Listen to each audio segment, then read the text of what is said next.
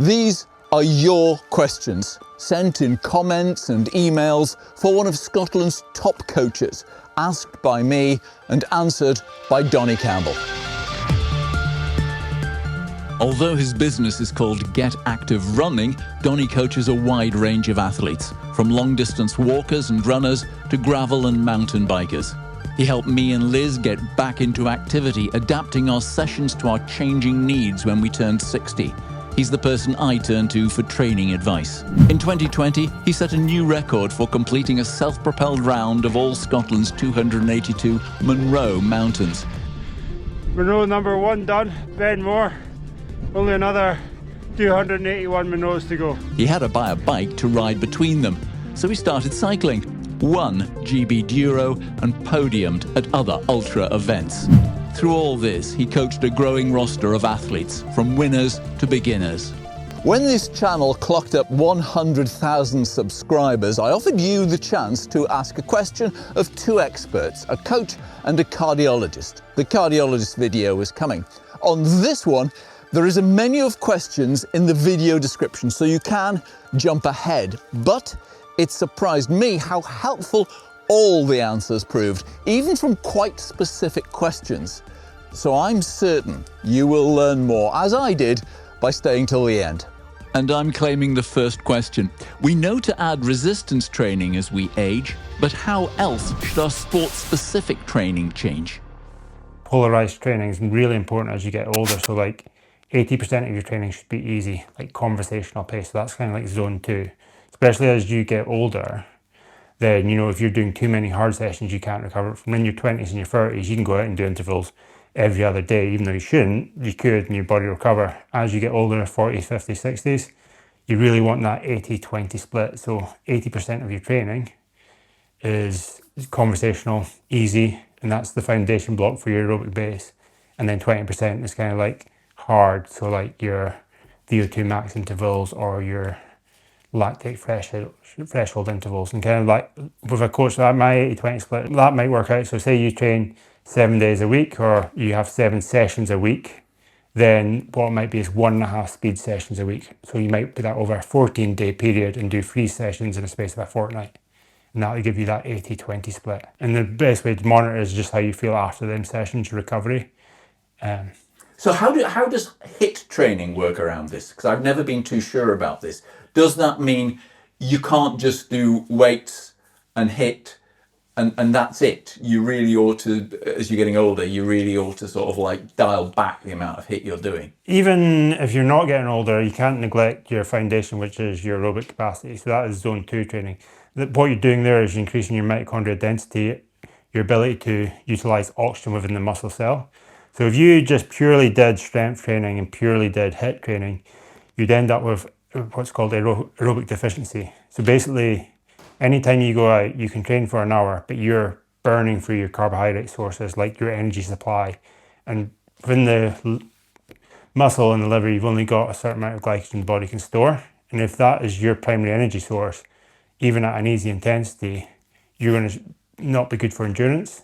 So that's where you have to build up that aerobic capacity. So increasing that zone 2 training will mean you're able to utilize more fat as a fuel source at a steadier rate. So you can go for longer and save your carbohydrates for later into the event, or when you need to do a high energy burst, like if you're running up a hill or if someone's attacking when you're cycling. So a lot of people neglect that. So like time crunch athletes will fall into that trap of, okay, I can only train 3 times a week, so I'm going to go and kill myself 3 times a week.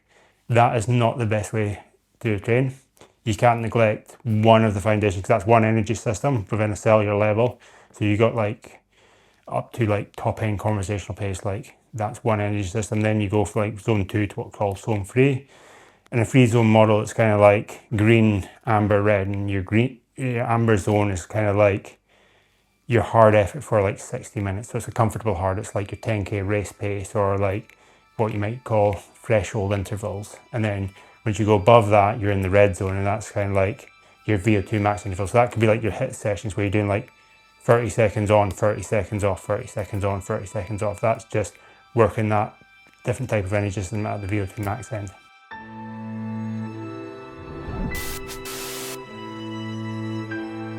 No formula can accurately gauge your maximum heart rate, because everyone's an individual and there's lots of different factors like genetics and stuff.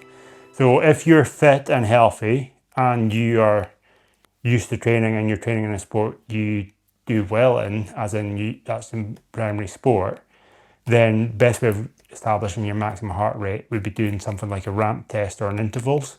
You might find intervals easier to get closer to your maximum heart rate with short recovery. So that might be a minute on, minute off, minute on. So each time you get a wee bit of recovery, but you can push that heart rate a bit more. A ramp test is your typical like VO2 max test. So every minute or 2 minutes, you're moving up intensity until you can go no longer, and that would give you a close maximum heart rate. You only do that if you're fit, healthy, and kind of that. The reason I say you do it in the sport you're used to is because you've got two different energy systems going on. So you're looking at your cardiovascular endurance, which is your heart and your lungs. But you've also got muscular endurance. So if you're transferring, say, a runner, which I used to be, to a cyclist, I found when I first got into cycling, the limiting factor wasn't my cardiovascular endurance, it was my legs. They weren't used to working the pedals in that specific motion, so my muscular endurance was the limiting factor. So I could do a session and I'd reach my limit and my muscular endurance, but my heart rate would be nowhere near my maximum heart rate, which I could get when I'm running. So that makes sense. If you're testing for your maximum heart rate, make sure your limiting factor is your cardiovascular endurance and not your muscular endurance. Is there a fat burning zone? Yes, kind of. Like, everyone asks this question, and the obvious answer is there's no easy fix to losing weight. It requires consistency, and consistency is key. And the obvious one is you can't out-train a bad diet. So diet is probably more important in weight management and weight loss than training. Coming back to the question, like, what would be the ideal intensity to burn fat? So basically, when you start training, your body will use a mix of carbohydrates and fats, and depending on how well fat adapted you are will depend on how much fat you burn. So at lower intensities, your body will burn more fat.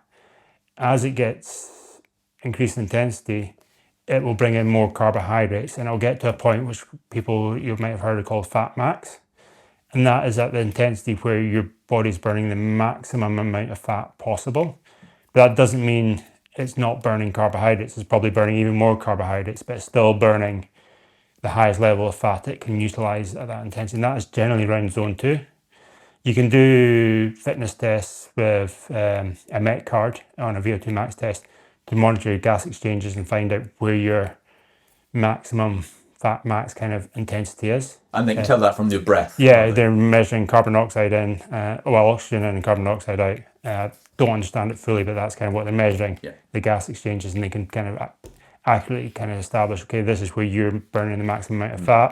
And when you go above that, it's kind of like going off and your body's just relying purely on carbohydrates. It's fascinating to do. And the other thing, sorry, before we move on, like from a nutrition point of view, textbook answer would be like 500 calorie deficit a day. But then you'd want to look, if you're taking your training seriously, is periodizing your training to your nutrition. So on your harder days, you'd want to fuel your training so you get a bigger training benefit.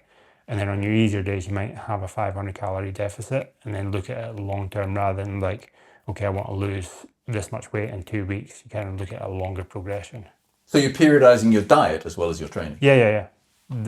That's the best way to manage weight and lose weight while not impacting your training. Because if you underfuel your training, you're going to blunt the training stimulus you can give yourself. So difference from going out and doing like a really easy run, running with someone slower than you and like having a conversational pace, or going out and doing like a pace where you're could hold a conversation but you're struggling to get the last 1 or 2 words out in a sentence, so probably close to your top end zone 2, is the amount of muscle fibers you're recruiting. So a bigger bang for your buck. So obviously you go for a very easy hour run, it's got less training stress applied than if you went out for an hour close to the top end of zone 2. And the limiting factor could be how much fuel you've had that day. So if you've underfueled, you'll not want to run close to your zone 2. So as I say, it's limiting your training stimulus. So, you kind of work hand in hand. If you're wanting to get faster or fitter on the bike or running, you got to fuel your training. And obviously if you want to get like power to weight ratio or going uphill, then weight is important. So it's kind of managing that as well. So that's why you periodize your diet to your training. So on your rest days, you might undereat slightly more, or on your easier days. And then you'd want to really fuel your like long rides or your long runs and your interval sessions and stuff.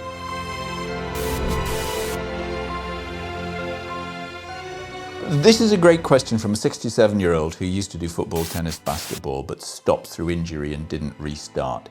He says he works in construction, so presumably a physical job. How does he approach getting into cycling or running? He wants to know, is his problem age or is it being out of condition?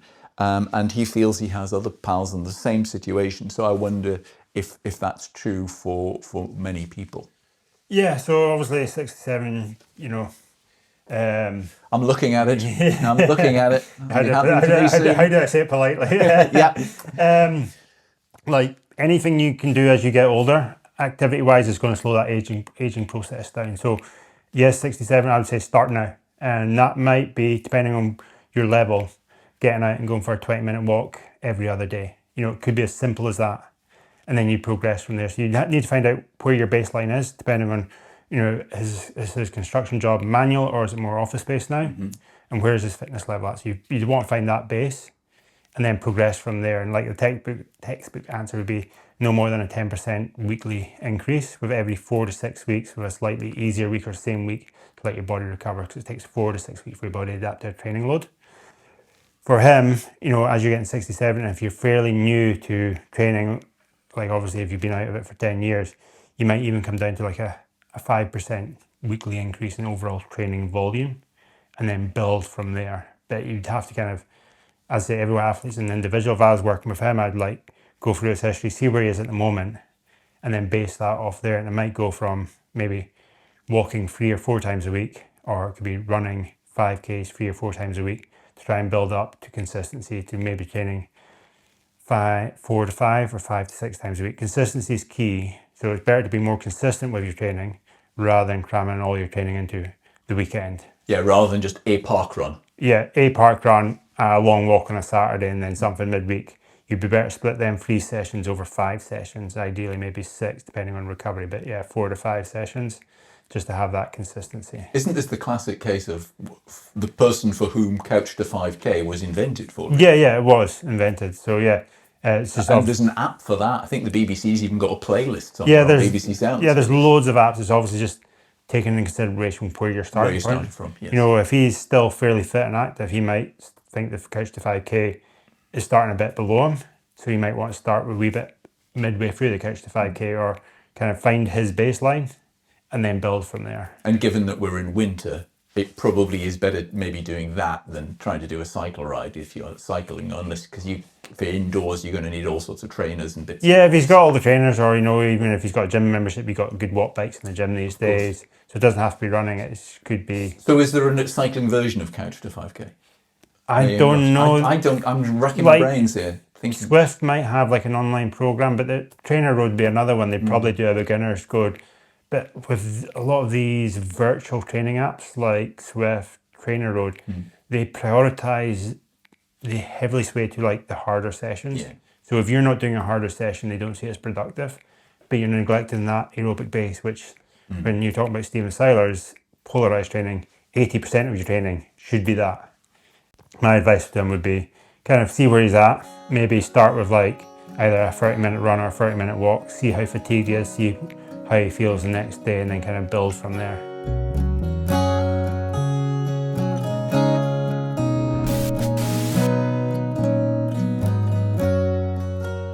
A 61-year-old wants to know about how to adapt recovery, but it takes him a week to recover from a half marathon.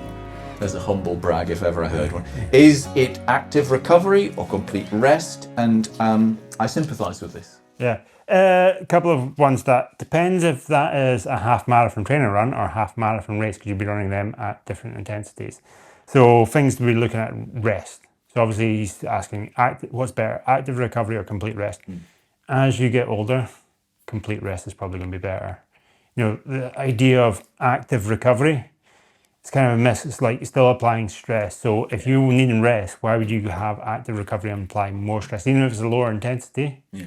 It's just easy training. Yeah, it's just easy training. Yeah, it can help to go for like a 20-minute or half-hour walk or run to warm up, to then do some stretching mobility work. That would make sense because you're warming the muscles up, but you could also go for a warm bath and do that. So yeah, probably answer would be take more rest days after the half marathon, but then you're looking at why am I getting really sore after a half marathon? And if this is more like I do a long run on a Saturday and it's half marathon and I can't run till Wednesday, then I'd be looking at your training. So what's your overall training volume? How is it split over the week period? Are you literally weekend warrior, very little training during the week and then go out and run a half marathon on a Saturday and Sunday and then broken for the rest of the week and then you rinse and repeat that cycle? That way I'd be like, okay, let's increase your overall training volume. So it's not a big jump up at the weekend. Maybe start by taking some of that volume out of the weekend and putting it through the week. And the other one would be strength and conditioning as well. As you get older, if you're kind of like feeling like you've got a lot of muscle breakdown because you're running a half marathon, strength and conditioning can help with that muscle breakdown and just develop stronger muscles so they can support you for that length of time you're running the half marathon. But it'd come back to, is this half marathon a race or just a weekly training volume? If it's a race and you've ran hard, generally you will take a week while to recover from a half marathon race. But you must hear this from your dad, same age as me, that you do, I'm going to speak about myself first of all, I do find it more tiring just to do things that are not, that just step a bit out the norm. Actually, I'm happier maybe doing a few runs than I am with, as you were saying, stress, what have you. I've split, we're doing this interview, there's going to be one I have to do tomorrow, and I've split those over 2 days because I thought trying to combine them on one, the mental stress, the driving, the what have you, up and down to Inverness, all that is, none of this is the sort of training for a half marathon. But that I find much harder to do now at 66 than I would have found at 41. And I think you have to allow for a bit of that, bit of the inevitable, push against it. But some of it is kind of going to happen. There'll be people out there going, I'm as fit as anything, I don't have to do. But for a lot of us, it is an issue. Yeah, I agree. Like as you get older, your cognitive function slows down. So as you're saying, even doing these interviews and stuff, you'll find today quite tiring just from purely focusing. All the setting up this, getting the lights, the audio, I forgot to turn on part of your microphone, all this sort of stuff, And if you were training, that would be added stress to your overall training stress score. So that's where it comes back to when you're looking at an athlete. It's like not just looking at what training they're doing, say an hour per day. It's like, okay, what are you doing for the rest of that day? Are you got a stressful job? Are you traveling about setting up cameras? As you get older, that's going to be more stress than when you were in your 30s. So you've got to take that into consideration for when you're looking at adaptations and recoveries.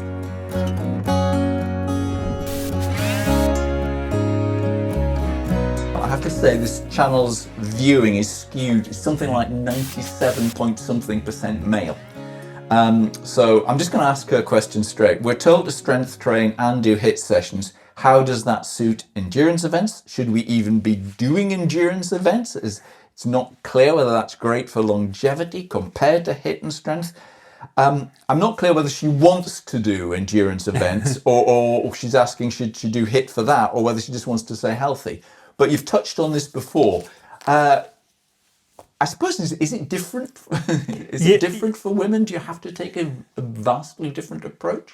Yes, and it's different per individual woman. So I coach quite a few female athletes, and some athletes are affected slightly differently. So say, let's take before menopause. Like I've worked with athletes that literally I've had to work with their menstrual cycle. So it'd be like a 28-day training cycle. As days leading into their menstruation, their energy drops off. So we'd avoid like interval work and we'd program like a recovery week or a recovery 5 days and then work on a training block like that. Other athletes, not been an issue. And then obviously I've worked with athletes that are going through the menopause and have had the menopause. And this gets even trickier. It comes down to individuality, so I can't speak directly to that question, but some of the key points are strength and conditioning is important for female athletes.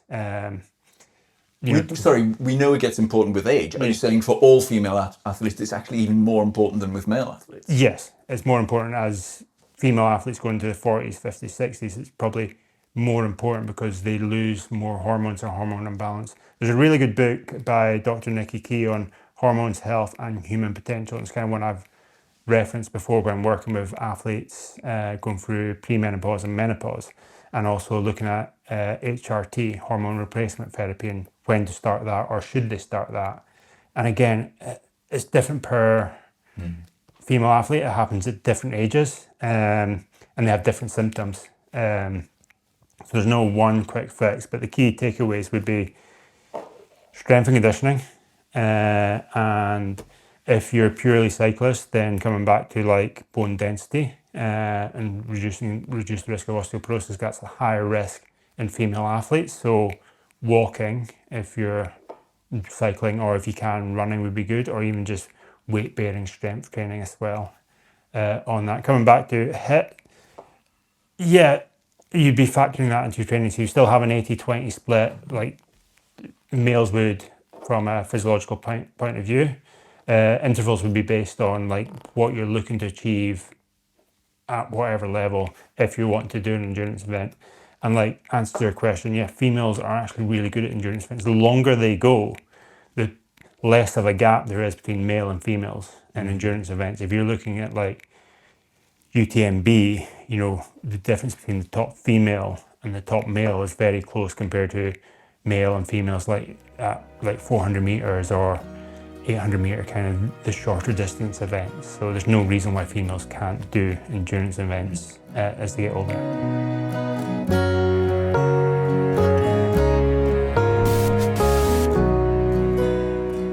We've got a couple of questions here on HRV, so heart rate variability. Yeah. Do you use it with your athletes? I mean, or yourself, for yourself? Do you monitor your HRV? That would be a question that I would want to know for you before I move on to ask these. Yes, I monitor my HRV, not every day because I don't want to get too focused on it. But the way I do monitor it is, and this comes back to one of your questions, is I will get up in the morning and put a chest heart rate strap on because I know wrist heart rates will give you a different reading every night. So I've seen one of your questions you're going to ask me about a Garmin. I would pay no attention to that because depending on where that watch is sitting on your wrist at night and when it takes that reading, I think the cardiologist in your interview referenced it as well, it will give you different readings every night. Absolutely. I have to say, I find it really difficult to get a good HRV. So you do it with your strap? Yeah, I do it with my HR strap. So I get up in the morning, I put my HR strap on, go to the bathroom, wet it, lie back in bed and set a 3-minute protocol every morning. Well, when I'm measuring it, lying down. So it's the same time, because I get up at 6:30 every morning. So it's taking a measurement at the same time, same heart rate strap, same routine, before I've had breakfast or before I've done anything strenuous. So that gives me the best accurate baseline I can. So say, for example, I've taken a reading and my HRV's low, i.e. it's telling me I'm stressed and I shouldn't train, but I feel good. I haven't done big sessions the day before. I will use kind of the brain to process that information and go, okay, I'm actually okay to do this speed session. It might just be a random number. If it's training low for 2 or 3 days, it might obviously indicate the body's fighting an infection or training load or something like that. But kind of, I don't just look at it as the be all and end all figure.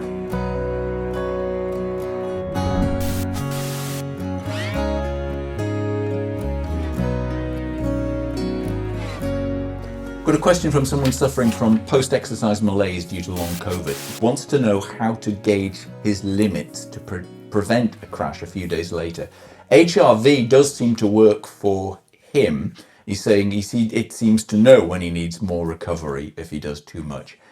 This is difficult, isn't it? Because I think we've all done it. We've all gone out and done an extra session or done a run or a long walk or something, and you know, I shouldn't have done that. I'm going to feel dreadful.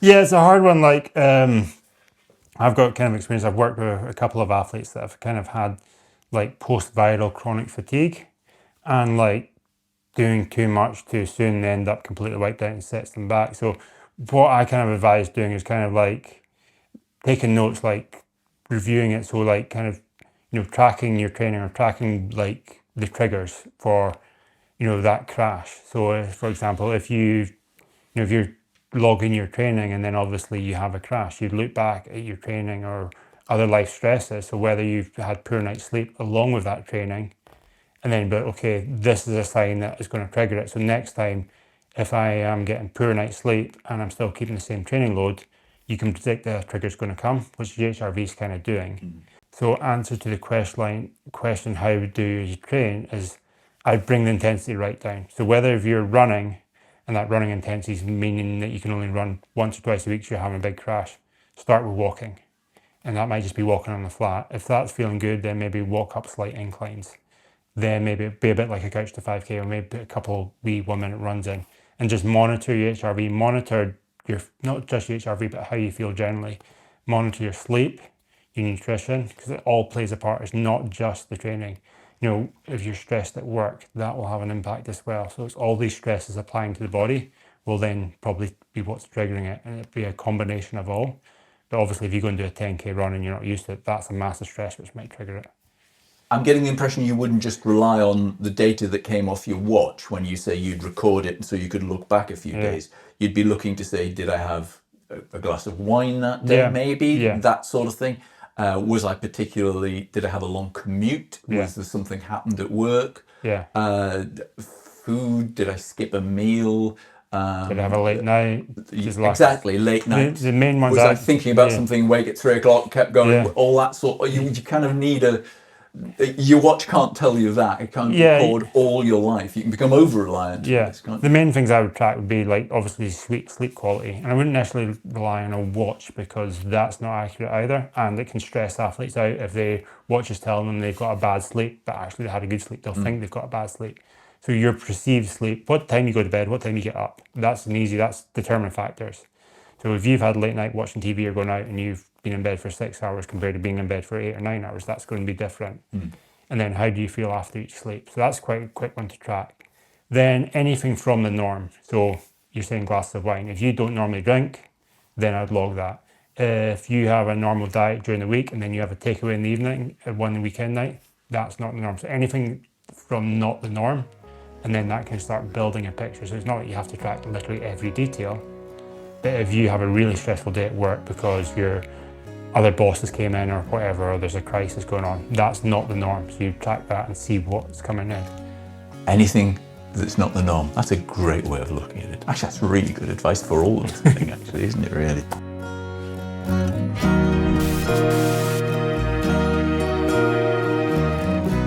Let's round this off with another humble brag. Any suggestions on dealing with DOMS, delayed onset muscle soreness? It only arises if I hike more than 3,000 foot in a day. Yeah, what do you do with it, apart from suck it up? Cool, I would say it's not from hiking 3,000 meters in a day, 3,000 feet in a day. I would say it's from descending 3,000 feet in a day. That's the point, yeah. So it's eccentric muscle loading. So when you're walking downhill or running downhill, you're basically loading the quad under stress. So the quad's tensing in, but it's elongating. So that's an eccentric muscle contraction. That's quite common known for DOMS. So how would you condition your legs for walking down 3,000 feet? During the week, you might incorporate some plyometric training that can simulate that kind of eccentric muscle contraction. Plyometric? So explosive training, but focusing on the landing. So like box jumps and then into a land. So it's basically that mimicking that kind of muscle contraction of walking downhill. So like squat jumps, kind of lunge jumps, that kind of stuff. If you're able and fit enough to do, a bit like a HIIT session, 20 minutes twice a week with some plyometrics, that would help condition the legs for when you go and do your big mountain days. And next big challenge, so next year I've got a few, so Staff Puffer in January. That's a 24-hour mountain bike race. Yeah, that 24-hour mountain bike race, which might be seen on this channel. If all goes to plan. Yeah, if all goes to plan. And I can get up. Yeah. But I'm just using that as a bit of fun and some training. The main one is in September, it's the Alps Divide. It's a bikepacking race that starts on the coast near Nice and traverses the Alps on multi-terrain, so kind of gravel, mountain bike, road, and finishes in Lake Lausanne near Geneva. And it's 1,000 kilometres with, it's pretty much up and down. I can't remember how much climbing there is. Wow. This is from somebody who the last time I think I talked to you didn't have a mountain bike. Yeah. Okay. It's been quite a curve for you, hasn't it? Quite a steep learning thing from like runner, cyclist, mountain biker. Yeah, I wouldn't say I'm a cyclist or mountain biker. I would still call myself an injured runner, unfortunately. But I think it's more like traveling distance. Like, I think for me, getting back to the Alps, like as a runner, that's where I'd love to go and run, get up high, and kind of like, obviously I had a gravel bike, that's good, I still enjoy it. But with a mountain bike, you can just get a bit higher. bit more rougher terrain. I'm never like not interested in going to like bike parks. Really, I get bored there. Like I was there with a friend a few weeks ago, and after an hour and a half, I was like looking at my watch and going, "I've been here only that time." Whereas put me on like an A to B route, and I could just lose days just traveling. It's just the journey, isn't it? Yeah, The journey yeah, in wild places. Yeah, seeing stuff, the journey is in the experience. My massive thanks to Donnie. He won't be monitoring the comments, so any extra questions, I'm sorry they won't get answered. In the next video, Dr. Peter Clarkson, the climber and cardiologist, answers the questions you sent to him, and many of the replies will benefit all older athletes. Subscribe and you won't miss it. I think you might like to try this video next. Why not give it a go, please, and give me a thumbs up. Until next time, goodbye.